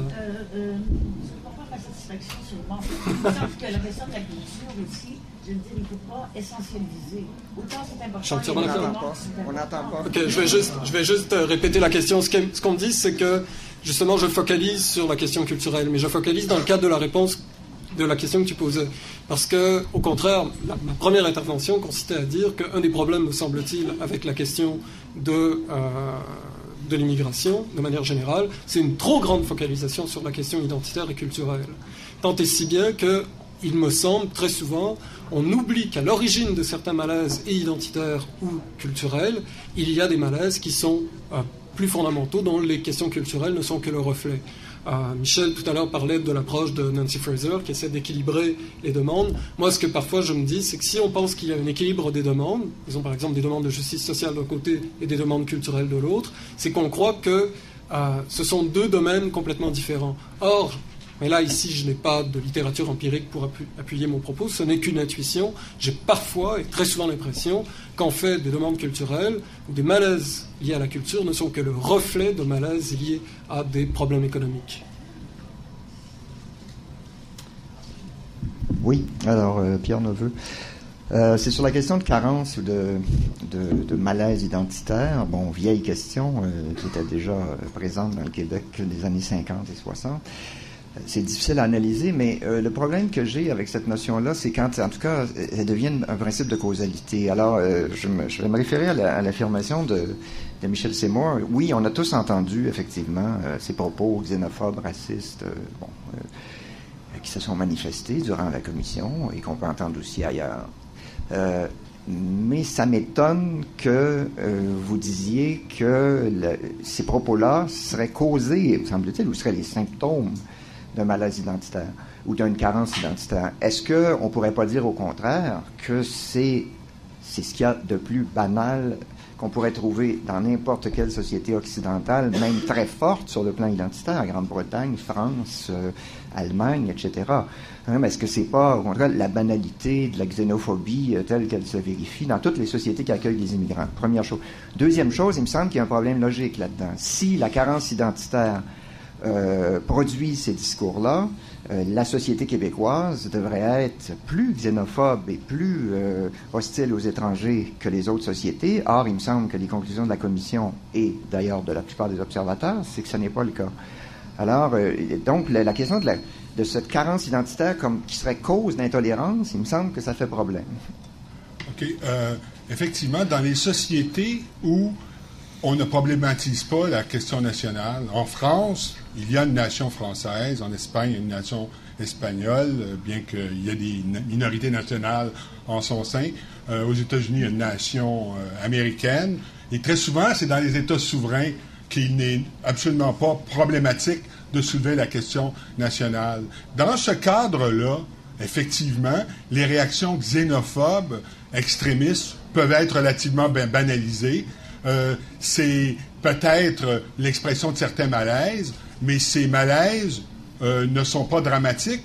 On a assis définitivement la nation dans le cadre d'un État souverain. Dans le cas du Québec, c'est la raison pour laquelle c'est plus problématique. C'est pas parce que les réactions sont plus xénophobes. Effectivement, c'est assez étonnant que malgré la carence que j'ai appelée d'affirmation nationale, la difficulté de canaliser son identité nationale dans une réalité politique qui serait reconnue soit à l'intérieur du Canada par l'État canadien, soit à l'extérieur par la communauté internationale. On va quand même pas dire qu'il n'y a pas une difficulté de traduire l'identité nationale québécoise politiquement. Ça existe, bien entendu. Eh bien, cette réalité-là est un peu plus grave, non pas parce qu'il y a des réactions encore plus fortes de xénophobie chez les citoyens, non, étonnamment, il n'y en a pas tant que ça. La chose qui est problématique, et là, pourquoi ça devient un peu dramatique, c'est que la question se pose de savoir qu'est-ce qui va advenir de la reconnaissance de cette identité nationale. Et quand on dit, la problématique soulevée par l'immigration, ça ne pose que le problème de l'accommodement raisonnable au sens juridique. Alors là, oblitération de la question nationale québécoise. Quand on dit c'est l'harmonisation des pratiques religieuses, oblitération de la question nationale. quand on essaie de la mettre de l'avant, vous violez les droits des citoyens canadiens. Alors, c'est là que je trouve que ça devient dramatique. Pas parce qu'il y a des réactions extrêmes. Oui, mais c'est parce que vous posez comme a priori absolu que la question nationale est absolument la première et la principale. C'est pas une a priori absolue. C'est pas un a priori? C'est pas une a priori absolue, mais c'est vrai que là, j'enregistre, pour parler français de manière peut-être imparfaite, un désaccord avec mon collègue Nadeau. Il me semble que c'est une vieille histoire d'une certaine gauche que de vouloir expliquer les questions nationales et les questions identitaires par des problèmes socio-économiques sous-jacents. Je crois que c'est un diagnostic totalement erroné de la réalité politique internationale. S'il fallait faire la longue liste d'énumération de questions identitaires et de luttes nationales et de conflits entre les nations à travers le globe, ce serait une liste interminable. Est-ce que tout ça est l'image superstructurelle d'un conflit infrastructurel? Ah là là, c'est pour moi, ça m'apparaît vraiment un diagnostic auquel, bon, mon cher ami, je ne souscris pas. Par conséquent, je ne sais pas si admettre la question identitaire et nationale comme une question fondamentale, est-ce que c'est un a priori absolu? Là, écoutez, moi, je ne veux pas en faire un a priori absolu. Je constate a posteriori l'existence des conflits identitaires nationaux à travers le monde.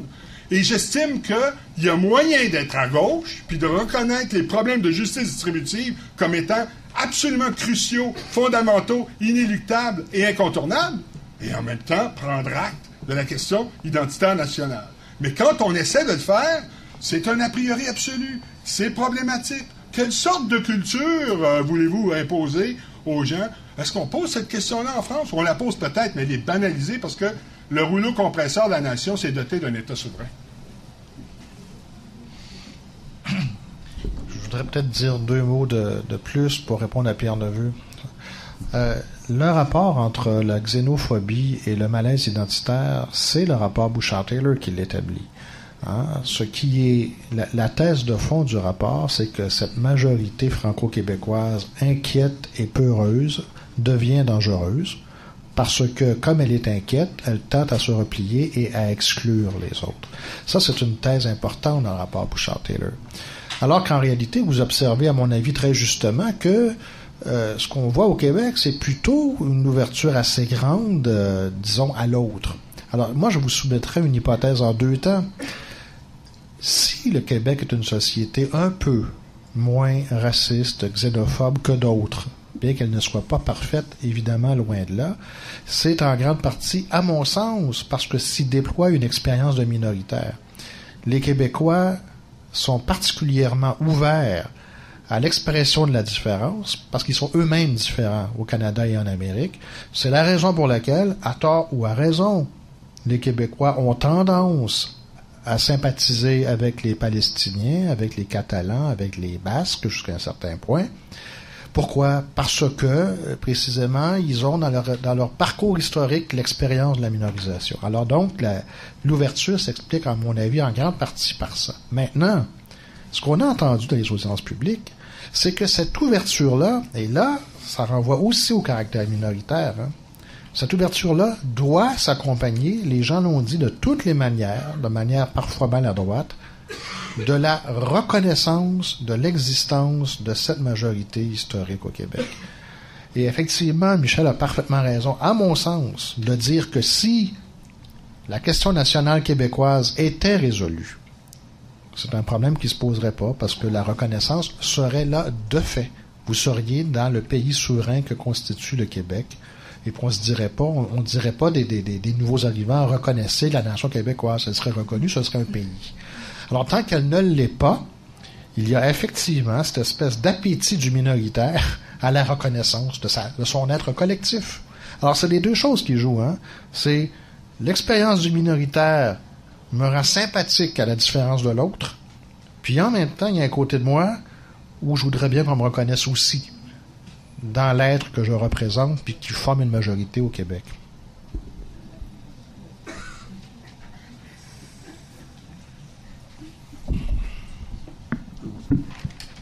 Oui, Daniel Berry.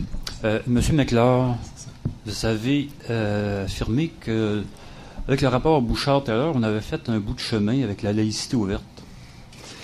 Mais la laïcité ouverte, en fait, c'est le statu quo. Et vous avez également dit que ce qui a mis le feu aux poudres, c'est le débat sur la place de la religion dans l'espace public. Quand les gens à la commission Bouchard-Taylor demandaient, revendiquaient au nom de la laïcité, c'était pas au nom du statu quo, c'était pas au nom de ce principe de laïcité ouverte qui en fait est une négation de la laïcité. En quoi on a fait un bout de chemin avec ce principe? Au nom de la laïcité ouverte, par exemple, le gouvernement a tout de suite coupé court à la proposition sur le crucifix à l'Assemblée nationale. Dans la même affirmation, il disait que le Québec est un État laïque et il trouvait à justifier quand même le maintien du crucifix à l'Assemblée nationale. Voilà une application du principe de laïcité ouverte. Au nom de ce même principe, on garde encore, on a changé l'enseignement confessionnel vers un enseignement multiconfessionnel, donc on refuse encore la laïcisation de l'école. En fait, qu'est-ce que le rapport Bouchard nous permettrait de faire de différent face à tous les problèmes qui se sont posés et qui ont suscité la création de la commission?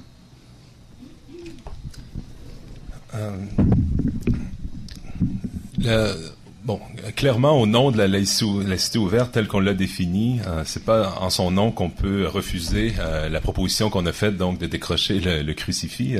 Clairement, pour nous, il y avait là une incompatibilité avec le principe de laïcité. Ce que dit la laïcité ouverte, une des contributions, me semble-t-il, de cette définition au fond plus substantielle qu'on a proposée, c'est qu'on a cherché à mieux définir au fond quelles sont les véritables finalités de la laïcité. Qu'est-ce qu'on veut faire, qu'est-ce qu'on veut accomplir lorsqu'on met de l'avant un modèle de laïcité, lorsqu'on dit que l'État est laïque et doit être laïque.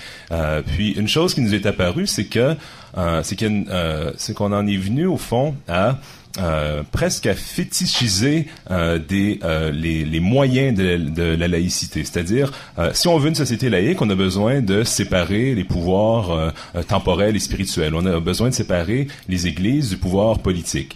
On a besoin aussi d'un État qui va être neutre par rapport aux convictions de conscience des citoyens. Séparation et neutralité. Pour nous, ça, il s'agit de mode opératoire. Il s'agit de moyens pour réaliser les véritables finalités de la laïcité, c'est-à-dire de faire en sorte que l'État traite tous les citoyens de façon égale, nonobstant leurs convictions de conscience, qu'ils soient athées ou religieux, ou peu importe leurs convictions religieuses s'ils sont religieux. On a besoin d'un État qui va leur accorder le même respect moral, d'une part. D'autre part, que la liberté de conscience et de religion des individus soit respectée. Donc que l'État impose pas aux individus donc de contrevenir à ce que leur prescrit leur conscience. Donc les véritables finalités d'un modèle de laïcité, c'était comme ça déjà lorsque Locke a conçu donc les fondements du sécularisme, de la laïcité jusqu'à aujourd'hui. Donc c'est l'idée qu'on va pacifier donc les relations entre des individus aux convictions de conscience très diverses, en faisant en sorte qu'ils soient souverains quant à leur choix de conscience, puis en faisant en sorte donc que les pouvoirs soient séparés. Mais il s'agit donc de moyens pour réaliser ces fins. Très souvent, ce qui me semble problématique, c'est que on va invoquer ces moyens de la laïcité, c'est-à-dire la séparation, la neutralité, pour restreindre la liberté de conscience et de religion des individus. Puis ça, me semble-t-il, donc qu'on contrevient à l'une des finalités de la laïcité lorsqu'on fait ça. Ça ne veut pas dire que la liberté de conscience et de religion est absolue. Il y a plein de bonnes raisons de limiter son exercice, mais d'invoquer, d'absolutiser la séparation. On sait que tous les régimes de laïcité, que ce soit en France d'ailleurs, ou en Angleterre, qui a un modèle de laïcité plus implicite, on sait qu'il va toujours y avoir différents rapports entre les églises et les États, que la neutralité sera jamais intégrale. Donc, on sait que dans les faits, il n'y a pas, au fond, ces modes opératoires-là sont jamais respectés ou réalisés complètement. Mais l'idée, c'est de chercher au fond, de réaliser au mieux ces deux finalités du traitement égal des citoyens et de la liberté liberté de conscience et de religion. Puis on a donc à faire des arguments en faveur de l'idée que une laïcité ouverte réalise mieux ces deux finalités.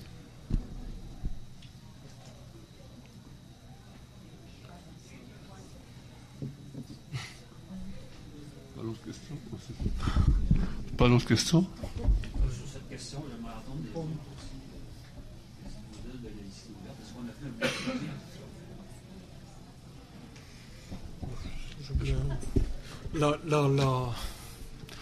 fait la question de la laïcité, bon, enfin, là, je vais faire attention au choix des mots parce que sinon je vais me faire taxer de gauchisme aigu. Donc, la question de la laïcité, je pense que, en fait, un des problèmes qu'il y a eu par rapport à ce débat, c'est les aspects performatifs de la question, c'est-à-dire à partir du moment où le débat se fait sur fond, disons, de crise ou de malaise identitaire au Québec, on ne peut pas avoir une réflexion sérieuse sur la question de la laïcité. D'accord ?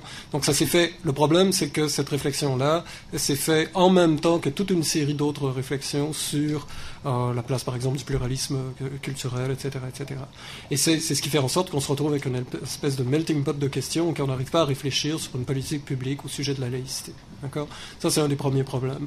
Maintenant, moi, je pense que ce que j'ai pu voir, en fait, des réactions par rapport au concept tel qu'il est invoqué ici dit de la laïcité ouverte, par rapport à ce que j'ai pu, par exemple, voir en France, où des gens me disaient non, nous on préfère, par exemple, une laïcité plus substantielle, etc., parce qu'elle est fondée historiquement, notamment. Bon, je pense que ça aussi, ça pose toute une série de problèmes, et que peut-être que le concept dit de la laïcité ouverte, qui en soi est dans une bizarre d'expression, là, mais peut-être qu'il répond justement à un cheminement historique particulier au Québec. Et qu'il vient à un moment où justement ce que nous avons besoin, c'est de politiques formelles qui soient les moins intrusives possibles, qui soient les plus souples possibles pour tenter de faire en sorte qu'il y ait, disons, une forme d'harmonie des rapports entre les individus au sein notamment des institutions scolaires. Maintenant, le problème, c'est quand on voudrait, et ça, il me semble que c'est un des problèmes aussi qu'on a essayé de faire, c'est de vouloir donner en quelque sorte un caractère substantiel à un concept qui, en principe, ne peut pas l'être. Comme s'il y avait une politique de la laïcité ouverte, avec un programme défini, comme s'il y avait une espèce d'idéologie de la laïcité ouverte, au même titre que nous pourrions dire qu'il y a une idéologie, disons, de l'idée républicaine de la laïcité en France. Et ça m'apparaît extrêmement problématique, parce que le principe de la laïcité ouverte, d'abord et avant tout, c'était une politique publique la plus formelle possible, qui demande ensuite à être aménagée, à être constamment amendée, ce qui est plus difficile de faire, ce qui serait beaucoup plus difficile de faire si nous importions tout simplement un concept de laïcité tel que celui de la tradition républicaine française. Parce que lui est très historiquement chargé. Et il n'est pas vrai que nous pourrions tout simplement le transposer ici sans que cela cause des problèmes, parce que tout simplement nous n'avons pas les mêmes histoires et nous n'avons pas vécu le même type de, disons, de chocs sociaux.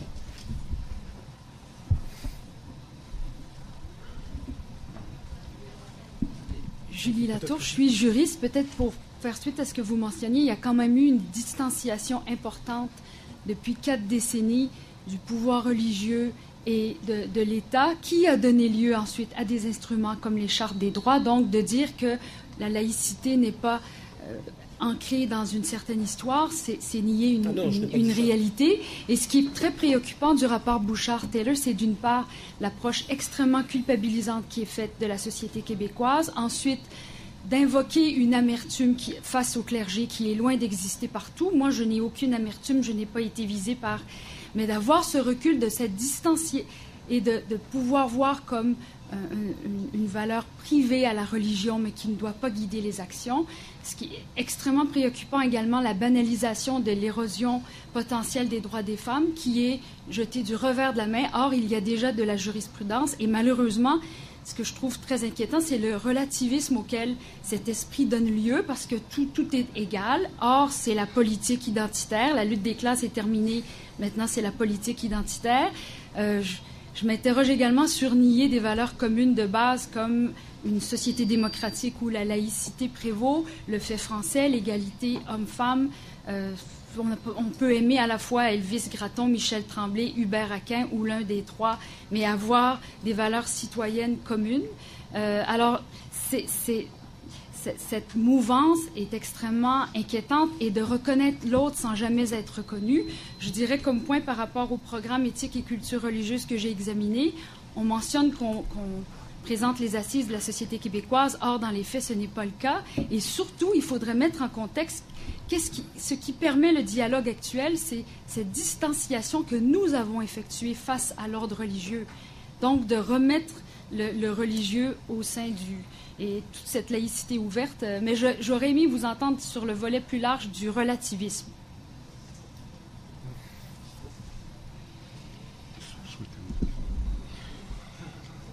Juste avant, je voulais juste dire que je n'ai pas voulu dire que le concept de laïcité tel qu'il est présenté maintenant n'est pas l'héritage d'une histoire, bien au contraire. J'ai dit précisément le contraire. C'est la raison pour laquelle nous ne pouvons pas importer aussi facilement un concept de laïcité tel qu'on le retrouverait par exemple en France ou ailleurs. D'accord ? Donc ça, c'est un point particulièrement important.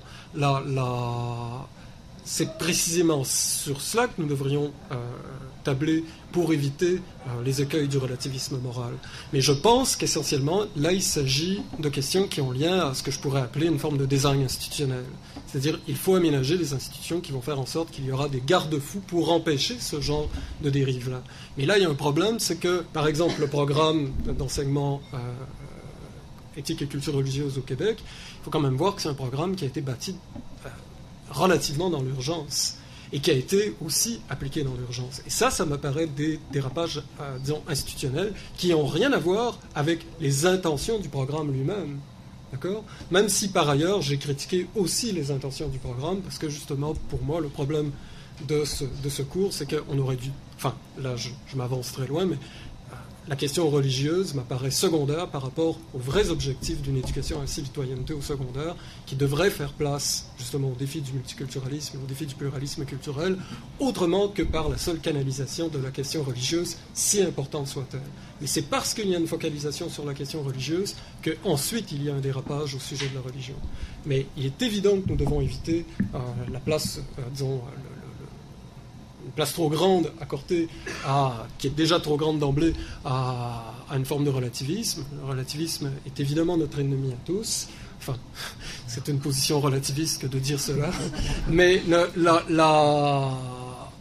je pense que ça, c'est quelque chose avec lequel la plupart d'entre nous serions d'accord. Le problème, c'est, encore une fois, le fonctionnement de nos institutions par rapport à cela et la manière dont on conçoit ces programmes. Effectivement, là, je pense que là, on a un très sérieux problème, qu'un tel changement, un tel clivage dans la société québécoise se soit fait sans, disons, une réflexion fondamentale, et pas simplement des commissions à gauche, à droite, mais quelque chose qui passe aussi par, non pas l'avis d'experts propres simplement au domaine pédagogique, mais aussi à l'implication notamment, par exemple, des philosophes. Et ça, moi, je suis le premier à le vérifier. Quand Georges Leroux nous a parlé du programme d'éthique et culture religieuse au Québec, il a alerté je ne sais trop combien de personnes au sein de la communauté philosophique, et pratiquement personne n'a réagi. C'est seulement maintenant que plusieurs collègues se lèvent en disant c'est vrai qu'on aurait dû faire quelque chose pour éviter que ce programme ne soit qu'entre les mains des instances ou religieuses ou de celles de la pédagogie, parce qu'il y a quand même le mot éthique dans le programme. Donc, philosophe, en principe, on aurait peut-être pu faire quelque chose. Excusez-moi. Peut-être deux mots sur le relativisme. Moi, j'ai l'impression que ce qui est le rapport Bouchard-Taylor, on ne peut pas, à mon sens, l'accuser véritablement de pratiquer le relativisme. Le mot-clé du rapport, c'est plutôt, mais là vous allez voir que je vous réponds indirectement, et je serai d'accord avec vous aussi indirectement, c'est la notion de diversité qui est au centre du rapport. Et cette notion-là, l'idée de diversité qui sert ici de descripteur ou de métadescripteur de la société québécoise est, à mon sens, dans le rapport, une notion qui est impensée. C'est un non-concept. C'est-à-dire que la diversité ici sert à décrire, elle est célébrée, elle est constatée et elle est promue, mais elle n'est pas vraiment pensée. Alors, évidemment, ce que ça produit comme problème, justement, c'est que parce que ça repose sur un impensé, ce qui n'est pas appréhendé, c'est les problèmes proprement politiques, c'est-à-dire ce qui concerne la forme du vivre ensemble, que soulève l'idée de diversité. Alors, la diversité sociale, est-ce que c'est quelque chose qu'on doit se contenter de constater et de célébrer, de promouvoir? Peut-être. Mais encore faudrait-il voir ce que ça signifie. Est-ce que la société, c'est l'assemblage d'identités qui se rencontrent sur un plan horizontal et qui s'offrent les unes aux autres dans le spectacle de leurs différences et leurs spécificités? Est-ce que la société québécoise ou les sociétés modernes avancées sont ces sociétés-là? Et là, on peut dire que si la réponse à cette question c'est oui, ben là, je vous rejoins. Est-ce que alors on n'est pas en face d'un relativisme possible et potentiel si la société c'est la rencontre d'identités pure et simple, une rencontre empirique de différence? Ben alors là, de quelle manière pourrait-on soutenir que l'une peut se réclamer de prérogatives devant l'autre? De quelle manière reconnaître des droits? De quelle manière affirmer quelque chose de soi? Ben, ça pose le problème que vous soulevez, qui est celui du relativisme. Mais on peut pas dire que le rapport Bouchard-Taylor ne fait pas du relativisme moral, si vous voulez, sa pierre d'assise. Pas du tout. Ou si oui, ça se fait indirectement par la valorisation, à mon avis, impensée ou acritique de l'idée de diversité sociale. Il y a différentes lectures possibles du rapport. Le mot-clé, en fait, bon, il y a différentes objectifs parcourus dans ce rapport. Il y a différentes thèses qui sont défendues. Enfin, j'ai pas vu que la diversité était le mot-clé.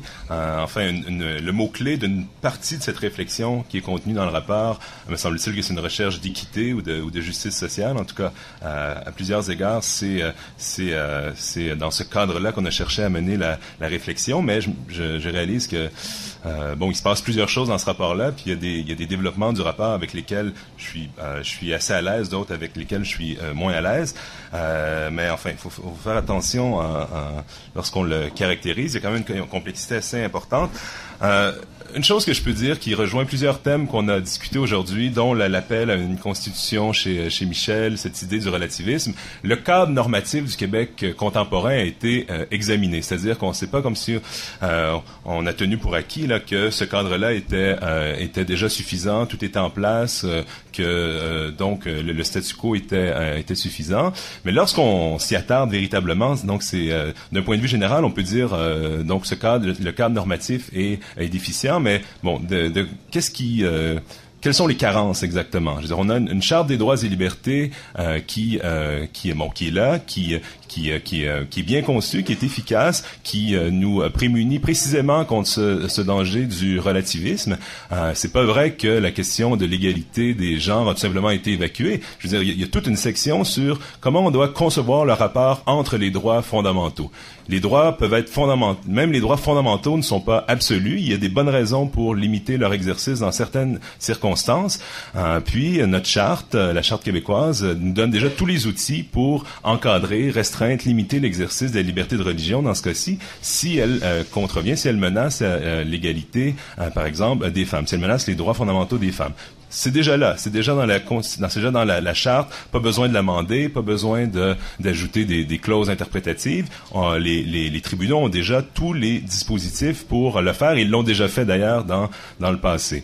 On a une charte de la langue française, on a les droits collectifs du Québec ont déjà été énoncés par l'Assemblée nationale. Donc quels sont les outils donc normatifs qui font défaut présentement? Ce qui a été suggéré dans le rapport, c'est que on pourrait gagner à préciser. Le législateur pourrait parler sur la laïcité pour essayer de préciser les termes du débat. Donc ça, il nous a semblé qu'il y avait effectivement là un déficit. Puis même chose sur l'interculturalisme qui a jamais été véritablement formellement défini. Puis l'Assemblée nationale, donc, c'est jamais adopté, par exemple, un programme, un énoncé en matière d'interculturalisme, donc de façon assez spécifique et substantielle. Donc effectivement, c'est sur ces plans, on pourrait. Donc, il y a de la place à amender ce cadre normatif, mais il faut réaliser aussi qu'on a déjà plusieurs outils qui sont déjà en place, puis qui nous protègent contre ce danger qui nous protègent assez bien contre ce danger du relatif. Ça veut pas dire que dans les faits, il y aura pas parfois des erreurs, des dérapages, mais ça, je veux dire, on est c'est plutôt le problème du rapport entre des normes générales puis des décisions concrètes, leur application dans des contextes spécifiques. Puis on a aussi tout un chapitre sur comment, dans les institutions, donc, ces balises générales qui sont déjà existantes peuvent être interprétées et appliquées dans différents milieux. Puis ça, on a cherché à réfléchir quels sont les outils, les ressources dont peuvent se servir les praticiens, ceux qui prennent les décisions au jour le jour, les gestionnaires, les professionnels. On a toute une réflexion qui cherche donc à trouver donc des façons d'encadrer, de baliser, de leur donner des ressources dans cet aménagement donc quotidien de la diversité religieuse.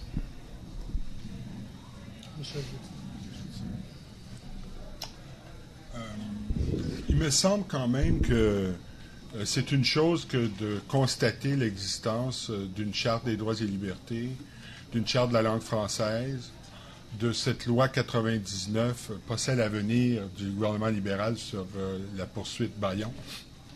Mais la loi que le Parti québécois avait adoptée, que mettre tout ça ensemble pour énoncer dans une constitution ces principes-là comme les principes fondamentaux du vivre ensemble au Québec, que là, il y a quelque chose qui est même plus que symbolique. Il y a une affirmation politique. Et il y a un droit que j'aurais aimé qu'on reconnaisse, c'est le droit collectif du peuple québécois de se doter d'une constitution. Et que le peuple québécois a un besoin de reconnaissance. Et que cette reconnaissance doit se traduire par des conséquences concrètes. Pour le besoin d'affirmation nationale des Québécois, arriver à ce résultat aurait procuré beaucoup de bénéfices. Ça aurait fait un grand bien. Je pense qu'on a tendance à éviter ça parce qu'on sait que ça va soulever des problèmes politiques et que la reconnaissance verbale dont le Québec bénéficie dans le Canada va se traduire par des refus, par des blocages, par la loi canadienne sur la citoyenneté, par la non-volonté de reconnaître les prérogatives de la Charte de la langue française sur tout le territoire québécois, par le fait par la loi sur les langues officielles, par la loi sur le multiculturalisme, par le fait qu'on ne veuille pas reconnaître le Québec comme une nation dans le Canada, en termes constitutionnels. On a tout un ensemble de choses à faire pour obtenir au Québec la reconnaissance de la nation québécoise. En ce moment, il y a une reconnaissance verbale seulement dans l'air depuis peu. Alors, il me semble qu'il fallait plus que tabler sur les instruments existants de manière éparse dans la société qui est la nôtre. Il fallait affirmer haut et fort l'existence d'une citoyenneté québécoise avec tout ce qui vient avec, comme je l'ai mentionné tantôt, et affirmer tout ça dans une constitution. Eh bien, sur ça, s'il n'y a pas d'autres questions, je voudrais remercier nos invités, et Patrick Poirier, et aussi le public de s'être déplacé pour l'occasion en si grand nombre. Merci.